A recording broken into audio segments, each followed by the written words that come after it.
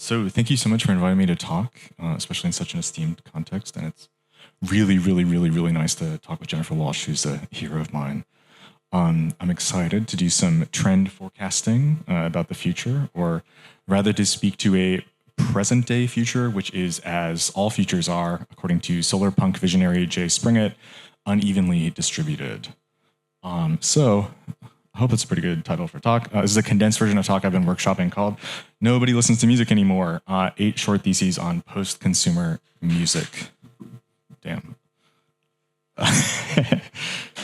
Okay, so first of the 8 theses, music is not a commodity, or to put it less abstractly, music is not really a thing that is bought and sold on a marketplace anymore. The music streaming industry, the overwhelmingly dominant medium of music consumption, does not sell music, period, like on period for real. It sells algorithms and it sells advertisements within recurring revenue software as a service models. In this particular service economy, the consumed good is the algorithm, not music. The value add that distinguishes between competitors within the streaming industry is the quality of a given algorithm. How good is an algorithm? How immediate is its integration within your iPad or your iPhone or whatever? The primary vehicle of music consumption is therefore sustained through a technology chain that doesn't care about the consumption of music, but rather the renewal of your subscription revenue. And this matters. Money matters. Like, it matters because the technology that happens that's being developed downstream from the music industry seems to have less and less technological stake in music production, but rather in music distribution, music licensing, and music information retrieval. Okay, point 2. This is going to get like spicy in a bit. So taking all the above as a given, musicians don't make money from the consumption of their music as a commodity. Instead, musicians make money by leveraging cultural capital against capital gains in other sectors. When we were earlier talking about like a degradation, historical degradation in the quality of music, which is like a conversation that every generation has endlessly throughout all of history, I think it's probably pretty reasonable to say that like, well, okay, that's fine. But here's the answer. It's because we don't pay musicians anymore. Like, that's why music is getting worse. Obviously, I am being glib. Like, I can definitely address the fact that I'm being glib, but I'm being glib with the kind of vector here. The 21st century musician largely makes money by the performance of being a musician to supplement their actual careers in affiliate marketing, content marketing, or events marketing. In almost all of the above cases, making music is a business expense, a tax-deductible loss, a matter of overhead or margin or cost of goods sold. Music is a thing that you pay to do, the cosplay economy, so to speak. If musical content is not an economic vehicle in itself and is in fact a liability for musicians, then the consumability of music within a commodities marketplace is not an economic priority for musicians either. That economic fact has major upstream implications on music as a cultural and technological assemblage. So I want to speak about what music is in economic terms. Music is metadata for advertising collateral within a much larger set of extra musical marketplaces. Music technology, motivated by economic factors, moves upstream from the production of commodities into the itemization and distribution of pre-generated material. Generative AI, pseudo or UDO, is an answer to a licensing problem, not a creative problem. Music enters social media platforms as an already made and already licensed and already indexed thing. By positioning music as an index instead of a commodity, platform marketplaces like TikTok or YouTube, downstream from direct-to-consumer marketplaces like Amazon, Temu, or Taobao, reconstruct music as a reference to affect or mood, reified subculture or genre, precisely what Jennifer was just speaking about.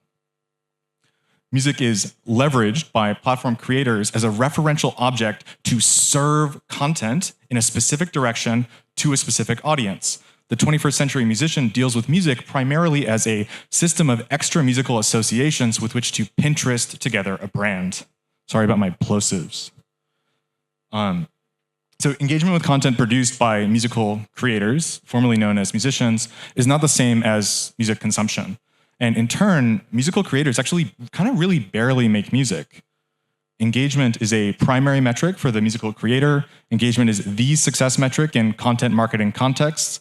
A musical creator often does not produce full pieces of music, but rather sub-30-second snippets, and successful snippets are repurposed continuously with different visuals. And full tracks are produced only after sufficient engagement with a given piece of content, culminating in a music video release as SponCon vehicle.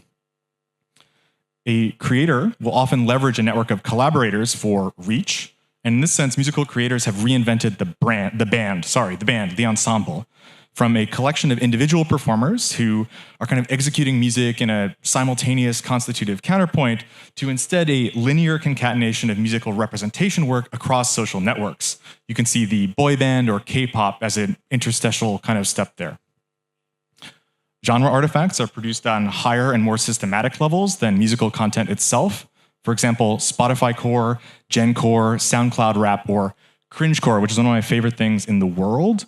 So in cringecore, for example, like this is crazy. This is really an amazing thing where kind of the worse that you perform music, like the sillier the lyrics, like the weirder the costume you wear or whatever, like that is like, it's like a thing that you use to game engagement. Like the more that something is laughed at or criticized, like the better position it takes within the attention marketplace. And this is a nice case where like the consumption of music is like losing a zero-sum game with engagement with musical content.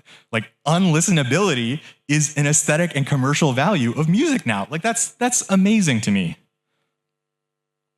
So the transition from making musical content to leveraging musical metadata for content marketing has aesthetic implications. There exists powerful downscaling functions between the theoretically infinite dimensionality of sound, the finite but large dimensionality of total human referential space, the very finite dimensionality of the embedding of referential space within a given model, let's say, and then the convergent finitude of differential relationality in the distribution and social reuptake of content within a platform. To put it simply, the more diverse content we produce and host within a highly compressed datasphere, the less qualifiable difference exists with which to pattern the field. It becomes super possible. I love this quote, by the way. Read that quote. It's so good. It becomes really possible to conceive of a horizonless mainstream, which consists of the limiting superposition of many successive orders of representation.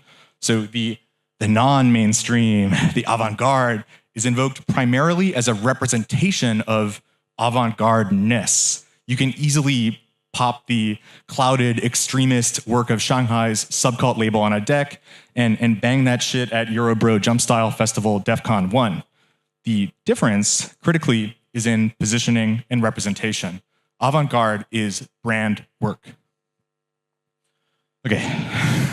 Getting spicier. I'm sweating a little bit. Okay, so the aesthetic de-differentiation of the musical field due to its multi-order migration upstream into representational hyperscale has downstream cultural consequences. Music, qua music, seems like it is no longer a major vector of youth identity formation, as opposed to something like fashion, video games that often gets tossed out, but even that is kind of receding. Conversely, it seems possible that music, as I know it, is a kind of Gen X phenomenon where in a certain economy, a certain material media, and a certain distribution profile constructed music wholesale as a positional matrix within which to encode individuating subjectivity. The contemporary subject, however, arrives into an economy indifferent to legacy, production, consumption, or even prosumption paradigms. Atelier, FTW. Instead, they surf the stormy waves of emergent global monoculture. Fluidity, flexibility, and symbolic agnosticism are prerequisites to success in the minute-to-minute churn of the all-human trend machine. Yeah. Okay, there we go. So one way to think of the state of affairs is actually as like a kind of dramatic opening. Like I'm going to try and be not super doomer about it. Jonathan, in the kind of prompt here, offered a vision of a new Atlantis. This is a really beautiful Francis Bacon piece that kind of like iterates this vision of the future where you have this discovered civilization freely iterating new technology at the highest possible scale, and it's really gorgeous. And I can see like a new Atlantis here, not in the sense of sound houses, which are iterating new material means of music generation, but rather direct work with the allness of Bacon's vision. And we return to pre-modern regimes of music making as organizational contributions to a developing, mutually entangled codex, but this time at scale. And this begins with one of many sacrifices. A real, honest encounter with the death of content involves a commitment to the death of intellectual property. it feels somehow more possible to address the power imbalances implicit in ownership across, complicated things like class, race, or gender than it does to resurrect a modern authorship model. Asking for compensation in exchange for rent seeking on intellectual property feels incoherent when the economic status of musical content as a commodity has been foreclosed at zero. It's not worth anything. The push for consent feels further foreclosed, barring major regulation delivered at unprecedented scale, though definitely there have been some initiatives in that particular regard. I do kind of fear that this train has already left the station. And then the push for credit feels like a push for bureaucratization, the construction of a kind of regulatory human resources management layer built atop of content to kind of limit its flows. I become super wary when I see the interests of my fellow artists converge with those of, let's say, the Disney Corporation or start to look like Salesforce.com.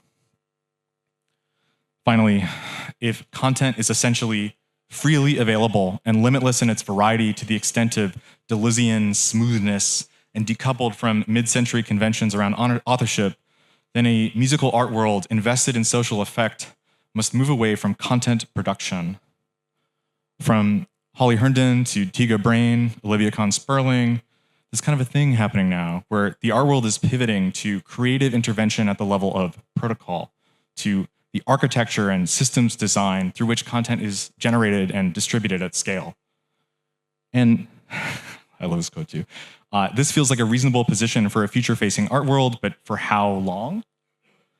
The music technology of our new Atlantis will likely not invest in the further refinement of musical material or instrumentality, but rather will focus on the distribution, bulk processing, energetic protocols, edge and embedded device integration, and I think most critically, structures that are built on top of the entire referential architecture we use to categorize music. And there's still space for the art world to get to work here, but it will not get there by just generating more content, like more forcefully or like harder or like with more feeling this time. It's not gonna happen. So I want to be clear, like we musicians invested in the cutting edge of music technology are behind. Already the kind of most based or most cringe elements of the creator universe are freewheelingly iterating over top of algorithmic sedimentation with the imaginative alacrity of a Rauschenberg or a Xenakis. So since the transition away from making music to interventions atop of music at scale is already well underway, the question is then, what is next? That's a little bit sadder place to end, but that's where I'm gonna end it, yeah.